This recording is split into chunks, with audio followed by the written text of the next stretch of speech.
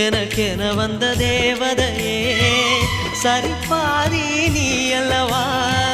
நடக்கையில் உந்தன் கூட வரும் நிழல் போலே நான் அல்லவா கண்ணன் கொண்ட ராதையர ராமன் கொண்ட சீதையர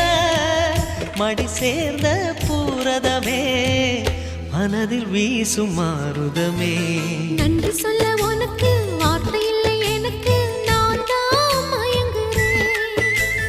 என்னுடைய மனச தந்துவிட்ட பிறகும் ஏம்மா